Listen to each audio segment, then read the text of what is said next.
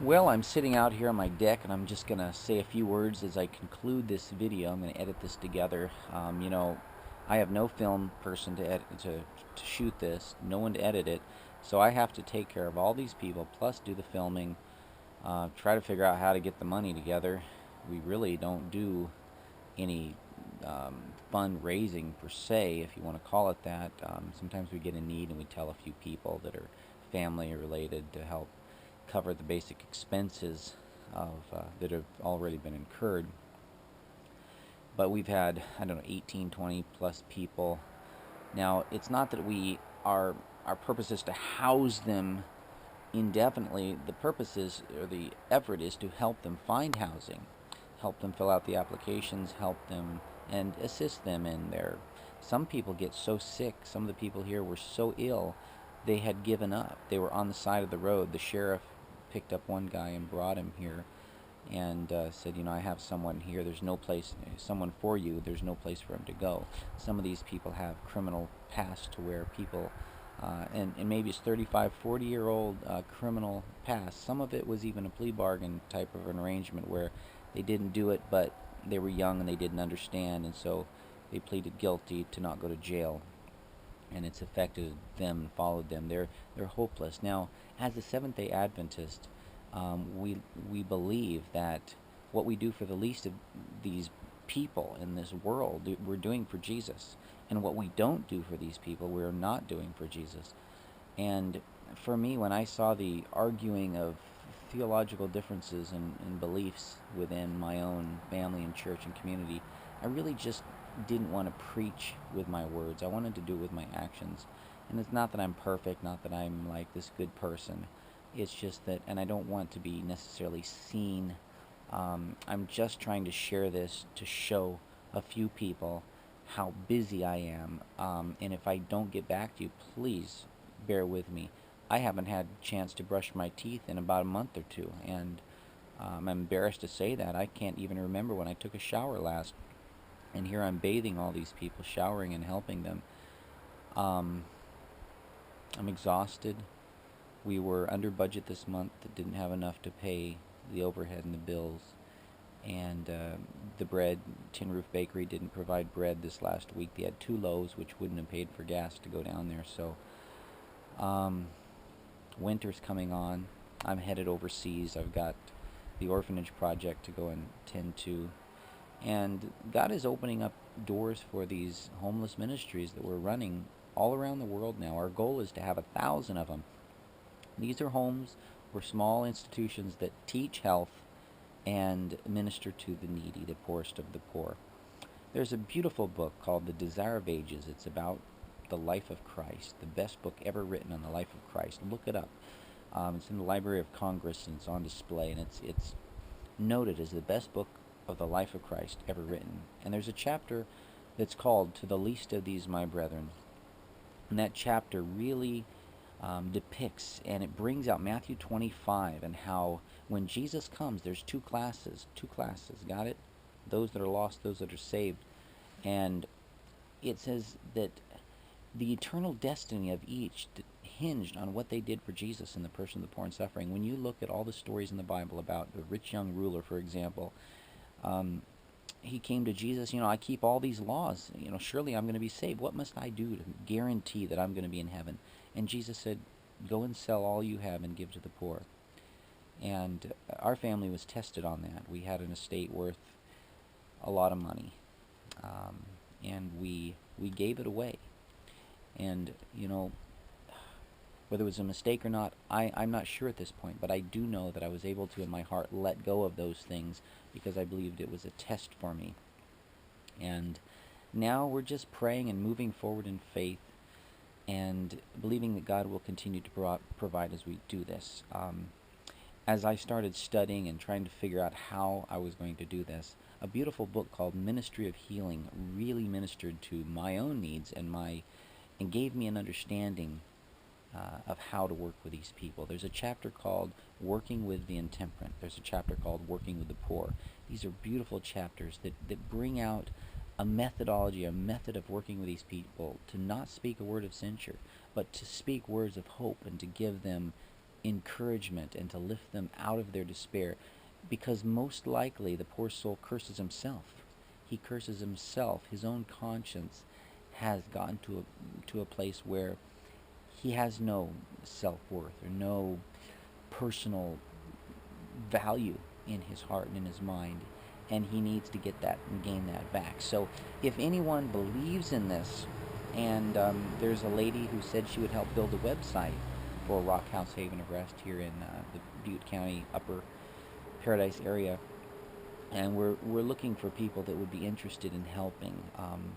A load shared becomes lighter, and I saw a sign like that in Africa, and it touched my heart. And it's such a simple phrase, but it's so true.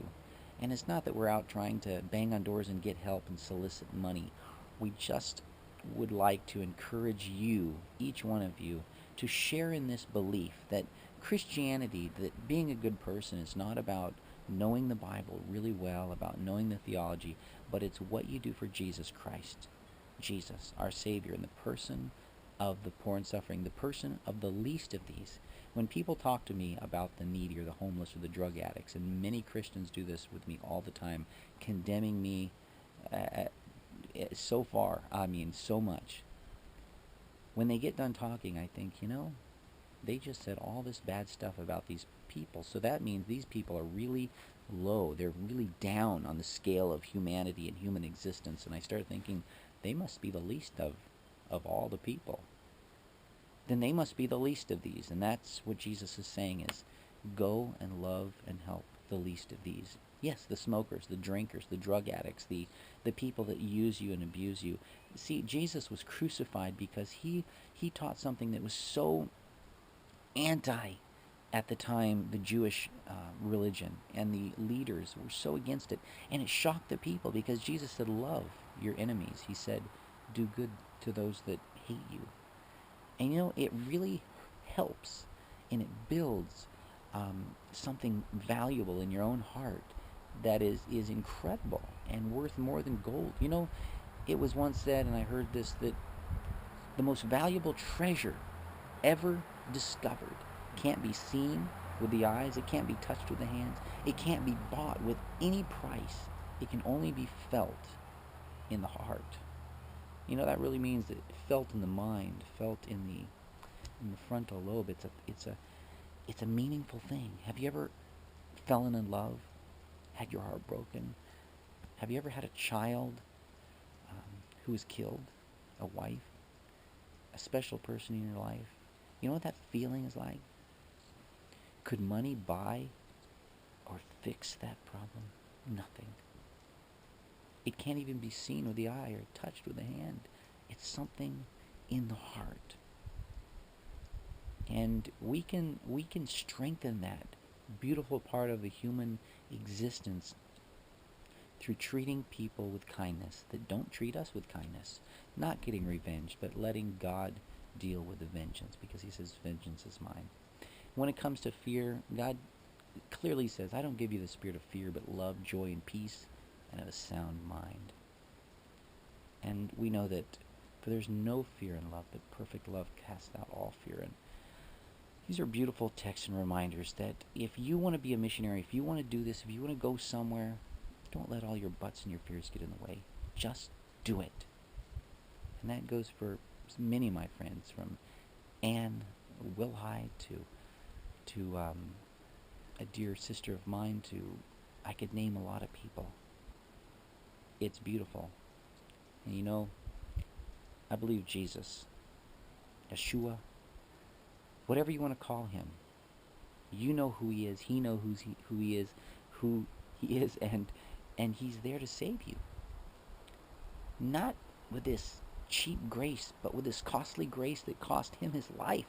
This costly grace that gives us not only hope in the future, but right now. This particular grace and salvation that Jesus offers us freedom from addictions, freedom from the pain and suffering that you're having right now.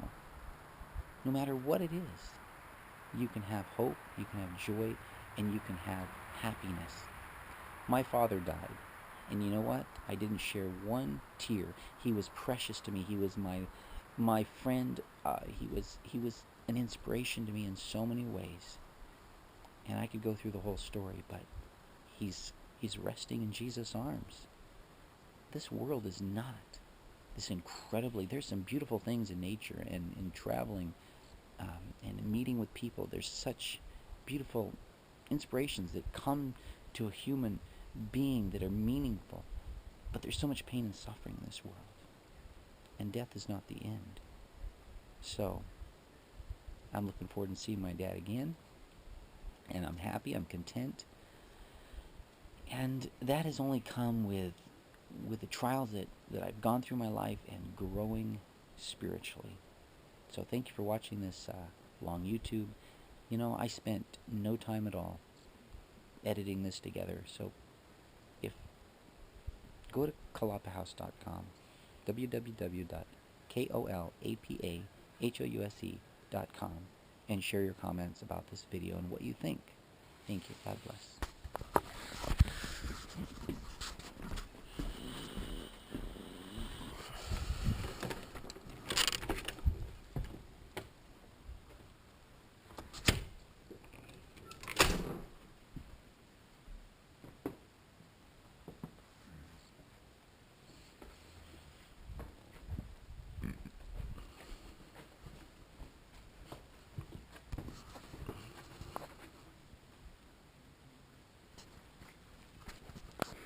There's a lot of people here earlier.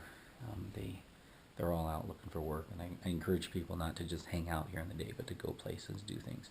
When you come in the entryway, I picked up this beautiful painting in Manila, Philippines. It's an original, long time ago. It's a beautiful picture someone gave me. I have all these books here.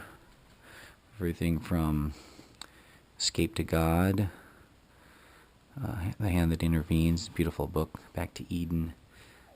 A lot of videos, Fat, Sick, Nearly Dead, Forks Over Knives, Dr. Ludington's book. Got my superfood there.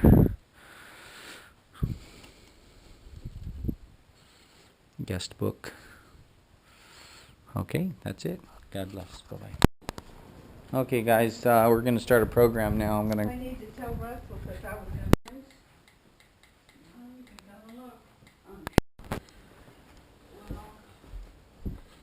Years. What, is it all cotton? Caleb? It's time to wake up. Okay. We're doing a fireman's carry type thing? Wow. It's kind of hard to get him up sometimes. Oh, that gets heavy. Why don't you ask them to send you a catalog and I can call them.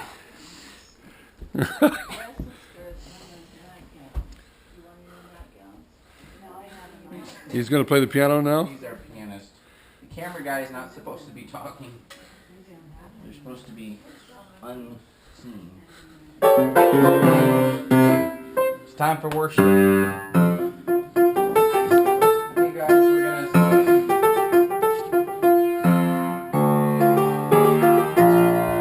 Good. Did you have your water?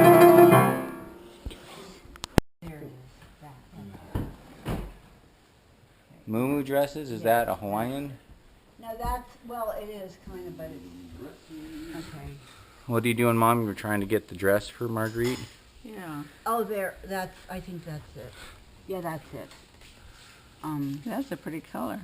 Okay. How much are those? That's $39. 20.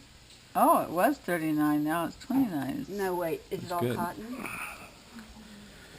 She likes these 100% cotton Well, Hawaiian muumuu dresses. They're made in Amish country back in Pennsylvania, I think, something like that. Okay, hold on, Caleb, just a second here. Mom, she wants to know how to spell Corvallis. C-O-R-V-A. Here, can you tell her? Cor- So what did C-O-R-V-A- vegan cheese. L-I-S, I believe. Are you getting enough to eat? Yeah. Is it good? Okay, what about you, Marty? Yeah, Corvallis, That's how much I ever had. C-O-R-V-A-L-I-S. Really? And the beans are right next to it. All right. What about you, Caleb? I know that's for sure. I was going It's vegan bliss. Are you, it's time to eat? Yeah, it's a really nice meal out there. I'm making a movie too, so how's everything going? This is Flynn, guys. Hi, my name is Flynn Grudel. And yeah, so come on and eat. I'm in a rush here. Okay, Caleb, do you have to be in the kitchen, or are you okay? Well, the thing Is is, he I helping? don't know who to trust. They'll just- Connie's leaving, and I'm worried about like what's going on. You could help me figure out how to print out this document. So Marty needs to get to that doctor's appointment. Let's go. I'll help you see This where. way. Now it's interesting. Dave here, he's in his 70s. He drives a really nice truck. You can see it back there. And he came here. He used to live in this area when he was a kid, and he wanted to come back. And so he slept in his truck, lived in one of the rooms for a while, and then he got himself a nice house he rented. And he misses us. He's lonely in this big house, Caleb. He misses us so much. He's now moving back. He's totally moving back with us. And he says, I don't care if I have to sleep in my truck to be able to be with you in your worships. He wants to be baptized. Hey, there's Daniel. Okay. Well, I went to the store. Now we're back at Rock House Haven. This is a Kolapa House of Charity project. It's just a home where we practice our religion. You can call it religion. You can call it spiritual belief. Whatever it is, it is not preaching with our words, but it's preaching with our action, which is to love everybody. It doesn't matter their religion, it doesn't matter their race. And how do you do that? Well, feeding them is one thing. Mother, good morning. How are you doing? Hi, How are you I'm doing? really busy. You want to see what I made over here? I had Yeah. Concord grapes and I made grape butter. It's all down there, and there's a big pitcher right back there. Oh, wow. And I have to make milk out of these soybeans. You got soybeans making milk. How many people are here now at Rock House 18 Haven? or 20, you know. Yeah. Are you tired? I am very tired. Yeah. Are you getting paid for No, doing any of this work? No, I put all my money and all my strength in here, but I made some applesauce for breakfast because I gleaned some apples. Okay, I got to take Caleb to a job that he's trying to get. Phone is ringing. Who is it? Sergeant Bride Kong. I don't know who that is. Can you catch that, Mom? I recognize that name. I don't know who it is. Send it back to them. Okay, well I'll call them then. We gotta go. Come on. Sorry. Someone has some work for you. Oh, it wouldn't be Okay, today because we great. don't have any bills paid. And he Okay. has to, Hey, thanks a lot. Someone has some work for you. the money today and take it down to the Jim bank. Allen I don't wants you have the to numbers yet. What's up? come down and unload something, and I'll help you. I'll give you a ride. Oh, yeah. Turn your Facebook off. Oh, give a last message, whatever. He'll be able to talk to you tomorrow. Today is our biggest How are you day, doing? or else You we'll go okay? under. My gosh. Pay bills. We Did have you, the money now. I you mean, walk from actually, that's Chuck's a donation. It's in the Market, box. Chuck's Market? Really? All the way back. How far is Things that? things are looking I think up 2 miles. that we Good. Well, you need have to a kind of exercise. breath. It's good for you. I'm concerned about the bathrooms getting disinfected because we have a lot of people here and we don't do it in a lot of people. Well, I'm going to take you guys into the first stage of the shelter project. Wow, we have a little baby here. Cute. Wearing pink. How you guys doing? You doing okay? We're good. Get enough food to eat? Wow, you were actually cooking on this? You know, this thing has a story behind it. Hopefully it's a good So, well, someone left it really messy, so one of the guys, guy that bought it was so upset he took it out and he threw it over and over again on the pavement out there. You can see round imprints on the parking lot from that, and that's why it looks like that. And obviously it's still working. Yeah, I mean, I figured that's the end of that. No, I scrubbed it and it came out good. Okay, cool. So, guys, this is the kitchen that you can pretty much eat anything you want. We're not forcing people to eat healthy, but we try to encourage people to. And so they eat here. And good morning. It's getting winter. It's getting a little bit chilly here, so you guys are welcome to come in there when it's warm. You know, if you want. Okay, yeah.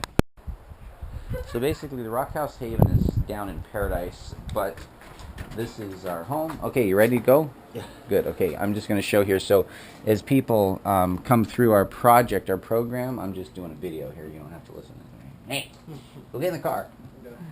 Okay, so basically we have our little rack out here. We have glow tracks. If anyone's heard of the glow tracks, they're here that people can sit, they can watch, and as they come in, this is kind of the check-in area to be able to, these are the virtues and values here: assertiveness, caring, cleanliness, commitment, compassion.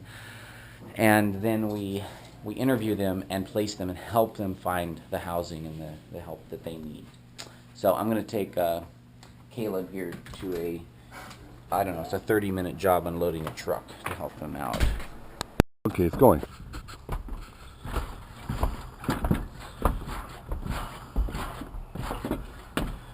Okay, phone's ringing, they're going to have to wait. It's really good on the abs. Of course, I got to do that longer, but this here works the back of the spine. It's really awesome because you can bend the spine back, which doesn't happen a lot with spine. Then for crunching, it's really great. You stomach the abs. That's why I have such a flat stomach. And why I'm so fit and healthy. Eat an organic apple in the morning. You know, I've been a vegan from birth. I've never eaten any kind of animal product unless it was in something and I was, you know, tricked. Okay, so I'm gonna go like this. Okay, you ready? Go.